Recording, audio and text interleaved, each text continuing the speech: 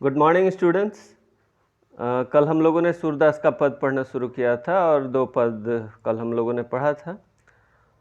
कल जो पद पढ़ा था वो पहला पद था उधो तुम हो अति बड़ भागी, और दूसरा पद था मन की मन ही मांझ रही।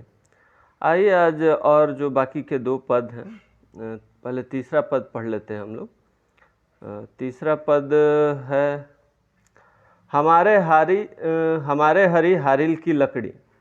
बच्चों, हारिल एक पंछी होता है जिसके बारे में मीथ है कि जब भी वो उड़ता है तो अपने पैरों में एक लकड़ी दबाए रखता है, या कोई तिनका जो कुछ भी मिल जाए उसे वो अपने पैरों में दबाए रहता है। और बहुत लोग बोलचाल में उसे हेलीकॉप्टर बर्ड बोलते हैं, ऐसे हैं मतलब बोलचाल की भाषा में।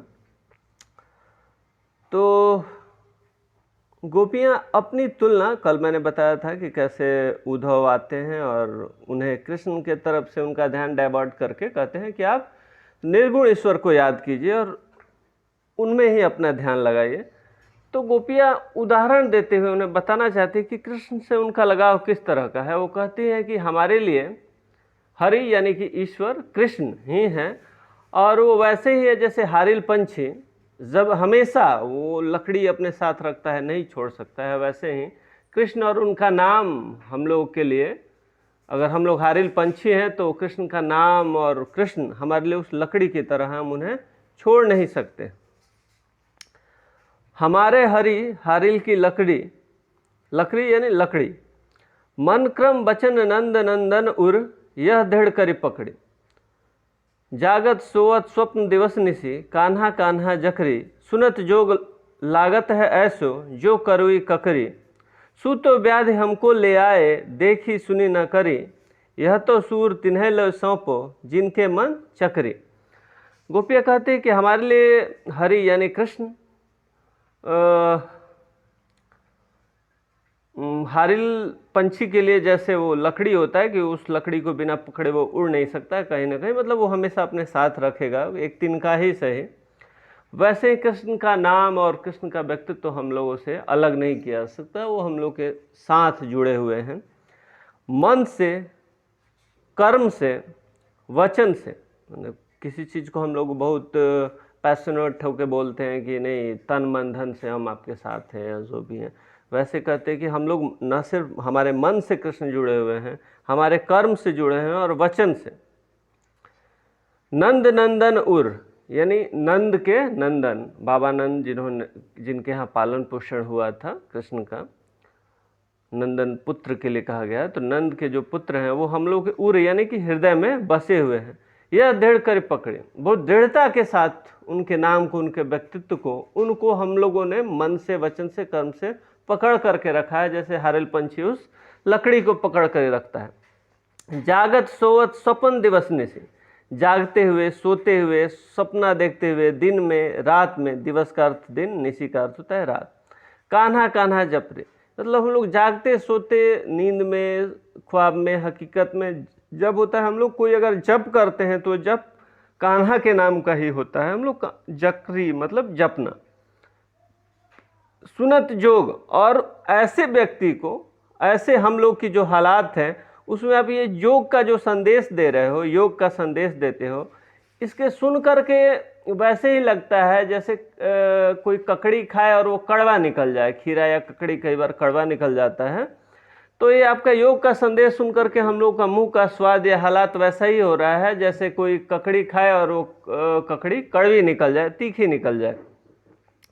सूतो व्याधि हमको ले आए, और ये योग नाम का जो रोग लेकर के आए हो हम लोग के सामने, बिल्कुल अनजाना सा चीज़ है और हम लोग को पसंद भी नहीं है। न ये तो हम लोग के लिए कभी देखा हुआ है, न सुना हुआ है और न किया हुआ है। हम लोग जैसे हैं वैसे ही ठीक है, हम लोग के लिए कृष्ण ही ठीक है, कृष्ण सही उनका नाम ही ठीक है। और उसके बाद गोपियाँ व्यंग से कहते हैं यह तो सुर, कल ही मैंने बताया था कि कविता में कहीं ना कहीं कवि अपना नाम शामिल कर लेता था ताकि लगे कि कविता ये किसकी है। ये मध्यकालीन कविता की एक शैली थी। यह तो सूर तिन्हैले सौंपो, गोपियाँ कहती हैं उद्धव से कि ये जाकर के आप वैसे लोगों को योग का संदेश दीजिए जिनका मन चक्री की भांति चंचल है, जिनका मन स्थिर नहीं रहता है, उन्हें ध्यान करने की ज़रूरत है, उन्हें योग करने की ज़रूरत है, उन्हें मेडिटेशन की ज़रूरत है। जिनका मन चंचल है, कहीं एक जगह टिकता नहीं, हम लोगों का मन स्थिर है और कृष्ण में स्थिर है, कृष्ण के प्रति स्थिर है, वैसे हम लोग को योग की ज़रूरत नहीं है। आइए चौथा और अंतिम पद जो आपके सिलेबस का हिस्सा है, इसे भी पढ़ लेते हैं आज। इसमें है कि हरि है राजनीति पढ़ा है। जब गोपियाँ पूछती है उद्धव से कि क्या कृष्ण हम लोग को कभी याद भी करते हैं, या कभी कोई हालचाल आते हुए क्या उन्होंने कुछ पूछा। उद्धव कहते हैं कि नहीं, ऐसा तो कोई बात नहीं था, वो बड़े व्यस्त हैं वहाँ के राज व्यवस्था को दुरुस्त करने में। तो गोपियाँ व्यंग से कहते हैं कि हरि है राजनीति पढ़ा है, लगता है राजकाज में शामिल होकर के राजनीति सीख गए हैं। आज के वर्तमान संदर्भ में भी देखिए राजनीति की क्या स्थिति है। तो गोपियाँ कहती हैं कि लगता है वो मथुरा जाकर के राज व्यवस्था संभालने में राजनीति की भी पढ़ाई पढ़ लिए हैं, राजनीति सीख गए हैं। समुझी बात कहत मधुकर के, मधुकर यहाँ कहा गया है कृष्ण को, और कृष्ण के बारे में सुन करके और जिस तरह का वहाँ उनका बिहेवियर है या कार्यशैली है, उसके आधार पर लगता है कि वो राजनीति सीख गए हैं राज व्यवस्था संभालते संभालते या राज दरबार में रहते हुए। समुझी बात कहत मधुकर के समाचार सब पाए, एक अति चतुर हुते पहले ही अब गुरु ग्रंथ पढ़ाए। कृष्ण तो चालाक पहले ही से थे, सयाने पहले ही से थे, अब लगता है भारी भरकम ग्रंथ भी पढ़ लिया है उन्होंने राजनीति के, उनका जीवन और भी चालाकियों से भर गया है। बड़ी बुद्धि जानी जो उनकी, लगता है उनकी बुद्धि पहले से ज़्यादा विकसित हो गई है, बढ़ गई है, तभी तो उन लोगों ने योग का संदेश हमें भेजा है कृष्ण ने। और कई बार हम लोग बोलचाल में भी कहते हैं कि लगता है बहुत सयाने हो गए हो या बहुत बड़े हो गए हो क्या। मतलब जो आदमी आपको जानता है, अगर वो आपके पसंद के विपरीत व्यवहार आपके साथ करने लगे तो आदमी को लगता है कि इसकी बुद्धि बदल गई है या इसकी सोच बदल गई है या इसकी समझ बदल गई है। तो गोपियाँ ऐसे ही कृष्ण को लेकर के कहती हैं कि लगता है उनकी बुद्धि पहले से बढ़ गई है या विकसित हो गई है या बदल गई है, उनकी सोच समझ पसंद बदल गई है।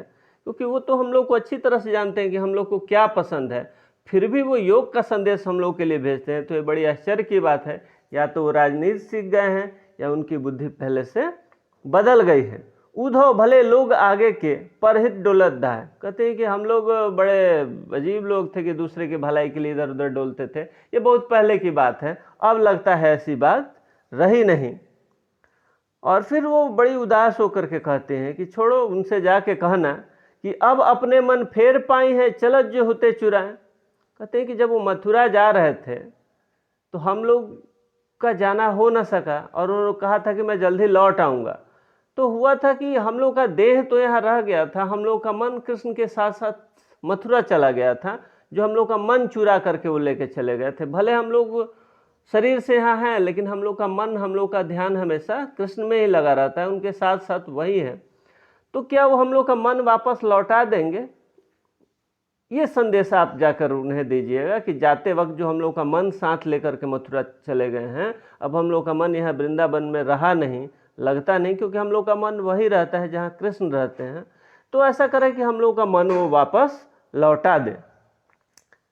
अब अपने मन फेर पाए हैं चलत जो होते चुराए, ते क्यों अनीत करे आपुंजे और अनीत छुड़ाए।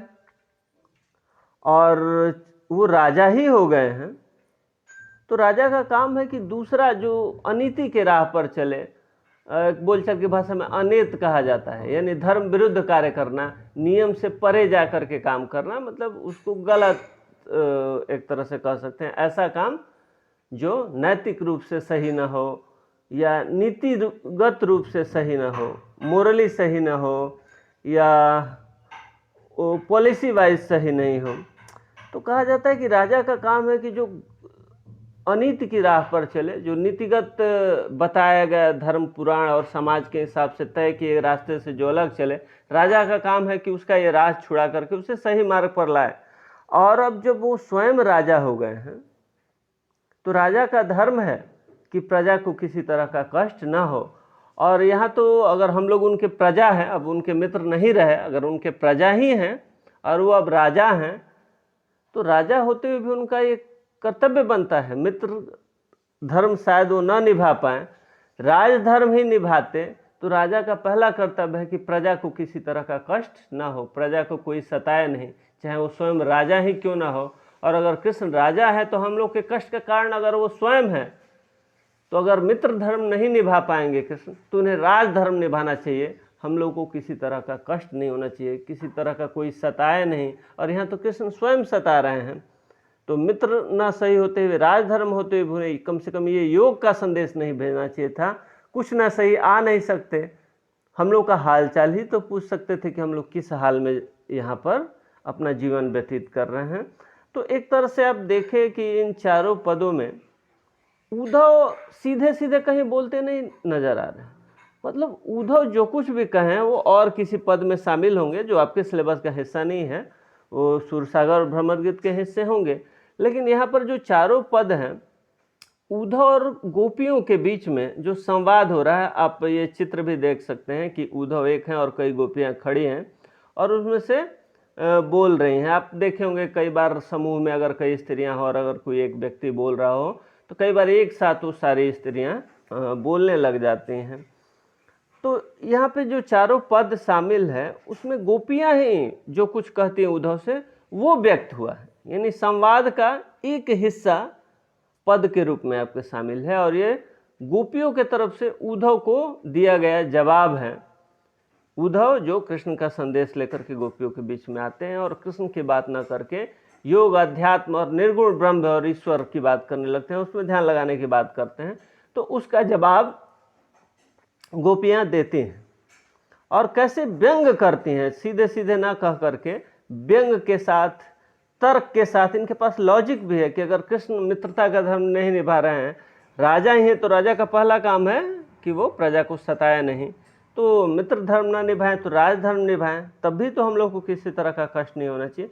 तो आपने देखा कि ये जो चारों पद हैं बड़े ही तार्किक हैं और संवाद के दृष्टि से बेहतर हैं। तो आज के लिए इतना ही और अगले दिन हम लोग प्रश्नोत्तर पे चर्चा करेंगे। आप एक बार पुनः इसका पाठ कर लेंगे। धन्यवाद।